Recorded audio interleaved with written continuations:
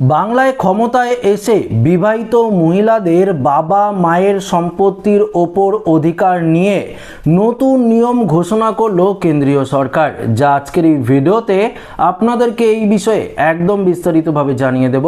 তো আশা রাখবো ভিডিওটিতে আপনারা প্রত্যেকেই প্রথম থেকেই শেষ পর্যন্ত সঙ্গে থাকবেন।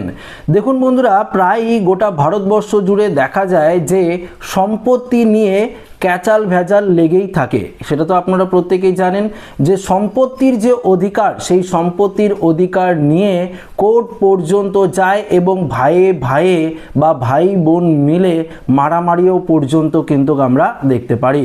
তবে ইতিমধ্যেই বিবাহিত মহিলাদের তার বাবা মায়ের যে নিজের বাবা মা রয়েছে, সেই বাবা মায়ের সম্পত্তির ওপর অধিকার কি রয়েছে বা কতটা অধিকার পাবে, এই নিয়ে ভারতীয় আইনের তরফ থেকে কি নিয়ম জারি করা হয়েছে সেটাই কিন্তু আজকের এই ভিডিওতে আপনাদেরকে জানাবো।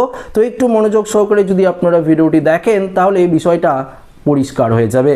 দেখুন, ভারতে সম্পত্তির উত্তরাধিকার এবং বন্টন নিয়ে সাধারণ মানুষের মধ্যে বিভ্রান্তির কিন্তু শেষ নেই। বিশেষ করে পিতার সম্পত্তিতে ছেলে ও মেয়ের অধিকার সমান কিনা, কিংবা বিবাহিত হওয়ার পর মেয়ের অধিকার আদৌ থাকে কিনা, এই প্রশ্নগুলো প্রায়ই আইনি জটিলতা কিন্তু তৈরি করে। কিন্তু হিন্দু উত্তরাধিকার আইন 1956 এবং 2005 সালের ঐতিহাসিক সংশোধনীর পর এই বিষয়ে চিত্রটি এখন পুরোপুরি কিন্তু পরিষ্কার হয়ে গেছে। দেখুন কি বলেছে, পৈতৃক ও স্ব-অর্জিত সম্পত্তির মধ্যে পার্থক্য। এই আইনে কি বলেছে, আইন অনুযায়ী বাবার সম্পত্তিতে মূলত দু ভাগে ভাগ করা হয়। প্রথমটি হলো পৈতৃক সম্পত্তি, এখানে বলেছে যা উত্তরাধিকার সূত্রে পাওয়া। দ্বিতীয়টি হলো স্ব-অর্জিত সম্পত্তি, যা ব্যক্তি নিজে উপার্জন করে কেনেন। পৈতৃক সম্পত্তির ক্ষেত্রে কোনো সন্তানের জন্ম হওয়া মানেই সেই সম্পত্তিতে তার অধিকার নিশ্চিত হওয়া। অর্থাৎ পৈতৃক সম্পত্তি মানে আপনারা সেই বিষয়টা জানেন, তবুও বলছি। দেখুন, আপনার বাবার যে পৈতৃক সম্পত্তি আছে, অর্থাৎ আপনার দাদু বা আপনার দাদুর যে দাদু রয়েছে, তো সেই উত্তরাধিকার সূত্রে যে পৈতৃক সম্পত্তিটা আসে, সেই সম্পত্তিটাকে কিন্তু পৈতৃক সম্পত্তি বলে। সেই সম্পত্তিতে আপনার সম্পূর্ণ অধিকার কিন্তু রয়েছে, জন্মসূত্র থেকে অধিকার রয়েছে, সেটা কিন্তু পরিষ্কার বলে দেওয়া হয়েছে। 2005 সালের আইন সংশোধনীর পর থেকে হিন্দু অবিভক্ত পরিবারের পৈতৃক সম্পত্তিতে ছেলে এবং মেয়ে উভয়ই কিন্তু সমান উত্তরাধিকার হিসেবে গণ্য করা হয়। অর্থাৎ বাবার সম্পত্তিতে একজন পুত্র ঠিক যতটা অংশ পাবেন, একজন কন্যাও কিন্তু সম পরিমাণ অংশ পাওয়ার অধিকারী কিন্তু থাকেন। দেখুন, বোন কি ভাইয়ের সম্পত্তি দাবি করতে পারেন?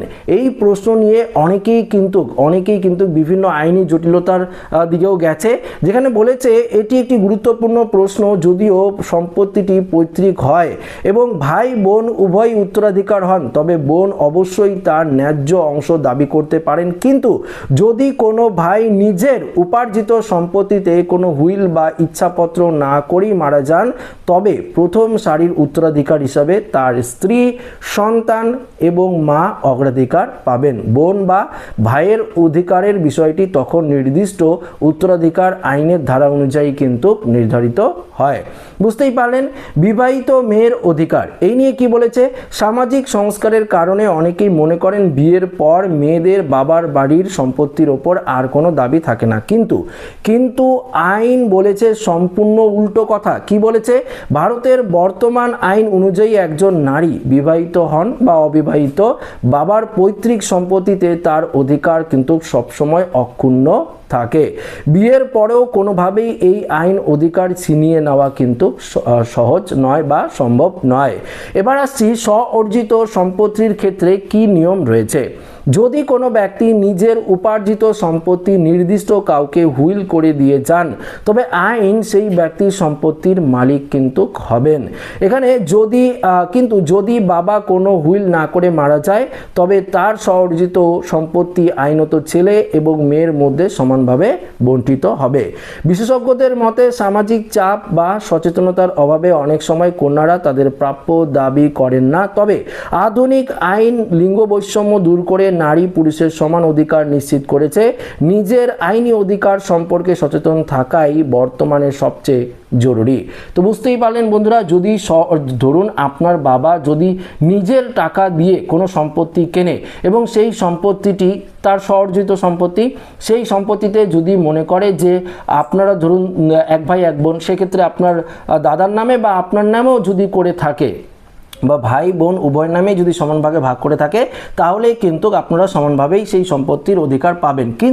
কিন্তু যদি আপনার বাবার স্বঅর্জিত সম্পত্তি আপনার দাদার নামে বা দুই ভাইয়ের মধ্যে শুধুমাত্র ভাইয়ের নামে যদি করে রাখে, সেক্ষেত্রে কিন্তু আপনি পাবেন না কোনো অধিকার। এটা কিন্তু পরিষ্কারভাবে জানিয়ে দেওয়া হয়েছে। সেটা কিন্তু অর্জিত সম্পত্তির ক্ষেত্রে এই নিয়মটি রয়েছে। কিন্তু পৈতৃক সম্পত্তিতে কিন্তু ভাই বোন সমান ভাগে উত্তরাধিকার হয়। এটা কিন্তু উত্তরাধিকার আইন 1956 এবং 2005-এর যে নিয়ম, সেই নিয়ম অনুযায়ী কিন্তু পরিষ্কারভাবে বলে দেওয়া হয়েছে। তো বন্ধুরা, আশা রাখবো এই নিয়ে আর আপনাদের কোনো রকম প্রশ্ন নেই। যদি ভিডিওটি ভালো লেগে থাকে অবশ্যই লাইক করে আমাদের সাথে শেয়ার করবেন। নতুন থাকলে চ্যানেলটিকে সাবস্ক্রাইব করে আমাদের সঙ্গে জুড়ে থাকবেন। ধন্যবাদ।